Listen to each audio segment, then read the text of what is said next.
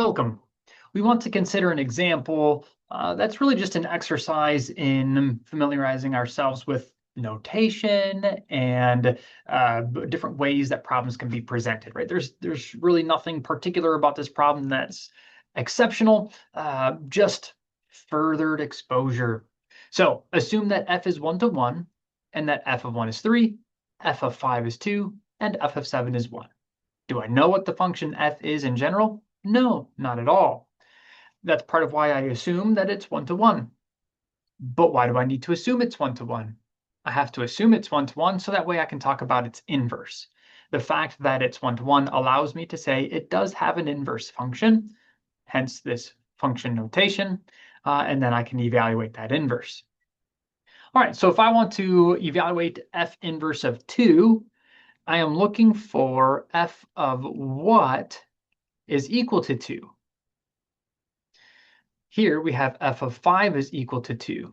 This tells us that f inverse of 2 is equal to 5. And that's precisely what we were looking for. What about f inverse of 1?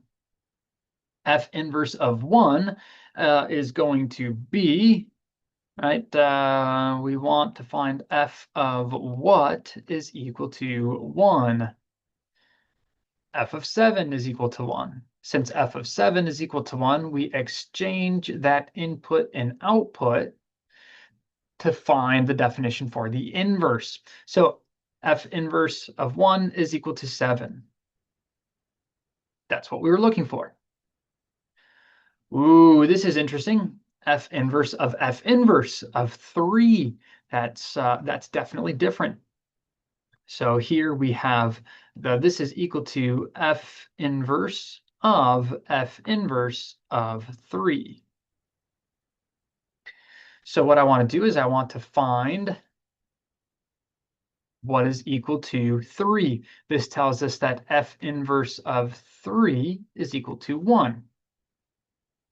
That allows me to evaluate this innermost function. So this is f inverse of, right, this thing becomes just 1.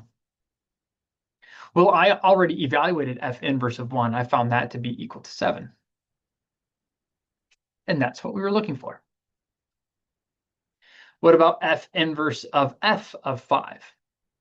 Well, I believe we've already seen the idea that composing a function and its inverse undoes what the function had done, right? The inverse will undo what f had done.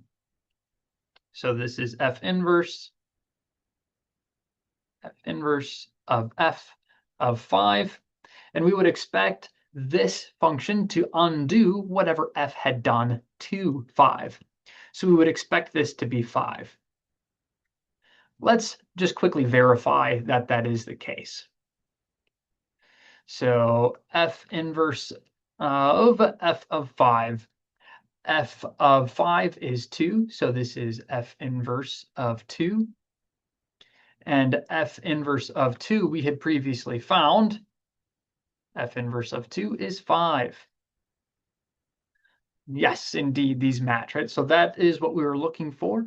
So we are all set. So again, just an example of a different way to see inverses, composition, functions discussed.